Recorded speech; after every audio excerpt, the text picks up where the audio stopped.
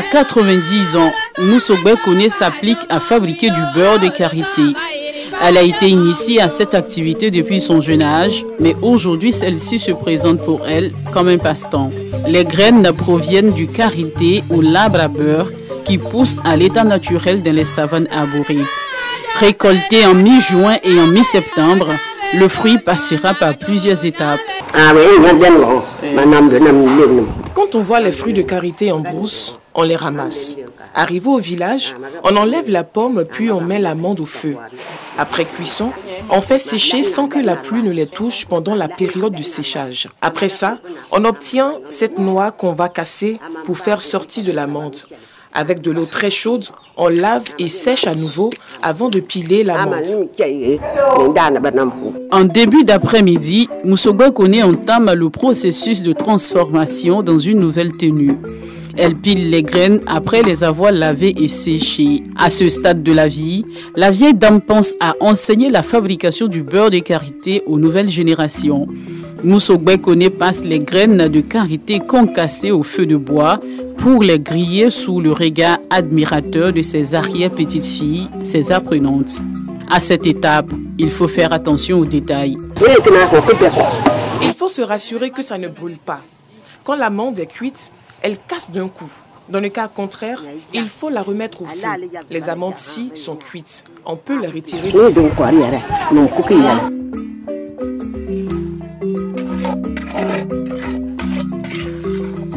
Une fois terminée, la grand-mère et ses apprenantes se dirigent vers le moulin du village.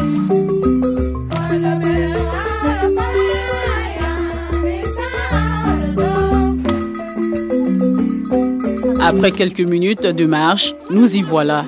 Après négociation, le gérant du moulin accepte de transformer le produit à 7 heures destiné aux céréales. Je préfère piler à 20 h ou bien à 19 h. C'est compliqué. Parce que tu vois, un truc comme ça, tu ne peux pas prendre ça pour mettre dedans comme ça. Il faut que tu laves. Parce qu'à cause de ceux qui viennent piler maïs, pour pas qu'ils vont venir trouver les gens des trucs comme ça. Si se trouve comme ça, là, il y en a qui se fâchent pour aller. Une pâte chocolatée est obtenue après passage au moulin. Un succès pour la maîtresse et ses élèves. Le résultat connaîtra une autre étape après le dîner. La nuit tombée, les fillettes en congé scolaire sont au rendez-vous. La pâte chocolatée est mélangée avec de l'eau et doit être battue pour obtenir une mousse. Les petites apprenantes prennent du plaisir à la tâche. Je suis élève, comme je suis en congé, je suis venue apprendre à faire beurre de qualité. Je suis en train de taper. Ça doit faire sortir une. Et ce que grand-maman m'a montré, c'est comment on fait beurre de qualité. Mais la grand-mère rencontre des difficultés. La pâte ne prend pas la forme voulue. Il lui faut un plan B. Quand la pâte ne prend pas la forme qu'il faut, je mets au feu directement et j'extrais l'huile au fur et à mesure. Je ne sais pas si la pâte qui est dans le mortier va réussir ou pas. En attendant, je fais de cette manière. Grâce à son expérience, Moussogbé parvient à trouver la solution. Tout se passe comme prévu. On a tapé et ça a réussi finalement. On va mettre cette mousse au feu et elle deviendra de l'huile. On va ensuite laisser au repos pour que ça durcisse. Si tu veux vendre ou te pommader avec, c'est comme cela qu'on fait.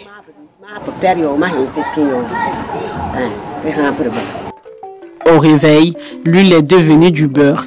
La bonne dame se prépare pour la commercialisation. Munie d'une calebasse et d'un peu d'eau, elle fait des boules du beurre de karité qui seront vendues à 25 francs l'unité. Ce seau de beurre peut me rapporter entre 25 et 30 000. Ces boules-ci sont un peu grosses, sinon on les fait plus petites. Ce travail est très difficile et coûteux. Le moulin va me coûter 1500 francs. Et parfois, il faut aller à Niakara quand le moulin du village est en panne et revenir griller les amandes concassées, puis retourner cette fois, il faut prévoir 2000. Finalement, il y a beaucoup plus de souffrance que de bénéfices. Ces boules sont achetées ici même pour plusieurs choses. D'autres les utilisent pour des soins. J'en vends aussi à Abidjan. La fabrication artisanale du beurre de karité reste une pratique pour les femmes du 3e âge dans ce village. Selon Moussogbe, cette manière de faire le beurre repousse les jeunes filles préoccupées à gagner leur vie autrement face à la rigidité de la tâche. À la nuit tombée, nous retrouvons dans la cour du chef du village, Nadia Mokone, une autre senior. À ses côtés, d'autres apprenants. Cette séance consiste à faire les boules du beurre de karité. La tâche est difficile pour les enfants, mais pas pour la maîtresse. J'ai mis sa vote sur ma main, ça fait ça, c'est pas fait. Je suis venu apprendre parce que le jour qu'elle n'est plus là, je pourrais faire beurre de karité pour avoir beaucoup d'argent. Tu mets le beurre dans la paume et tu tournes comme ça. Tu vois comment c'est devenu? On a trouvé nos moments dans cette tâche. C'était notre huile pour la cuisine, également notre pommade. Les enfants pensaient que c'était une activité des vieilles personnes, mais ils commencent à s'y intéresser aujourd'hui et ils reconnaissent les bienfaits du beurre de karité. C'est le passe-temps favori des femmes du 3e âge dans le village de Kanawolo tous les soirs. Après leur tâche, elles se retrouvent chez Nadiaman pour un moment de plaisir. Entre chant et danse, celle-ci se lâche.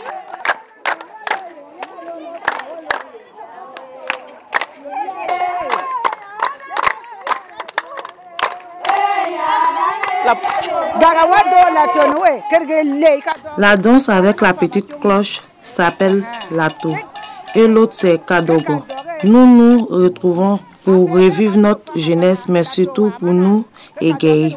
C'est une manière de dire qu'au village, nous y vivons bien heureuses. Ces moments sont des moments de joie pour ces fabricantes du beurre de karité. Elles s'épanouissent ainsi en vue d'évacuer le stress et le poids du travail. Si ces vieilles dames venaient à disparaître, elles risquent d'emporter avec elles le secret de la fabrication du beurre de karité, qui semble ne pas intéresser la jeune génération, plutôt attirée par le commerce d'igname et le ramassage de la noix de cajou, plus rentable selon elles. Les vainqueurs de la présélection de la 4e édition du concours du bébé le plus choco de Côte d'Ivoire de la commune de Yopougon, primé par l'ONG La Joie des Tout-Petits. L'idée, promouvoir la santé infantile et maternelle en Côte d'Ivoire. Aujourd'hui, nous avons le centre de santé un peu partout en Côte d'Ivoire et nous pouvons accoucher aussi dans le centre de santé qui est gratuit. Donc pourquoi est-ce que ne pas aller dans un centre de santé et rester à la maison, mettre la vie de l'enfant en danger et mettre elle-même sa vie en danger et après accuser certaines personnes du corps médical.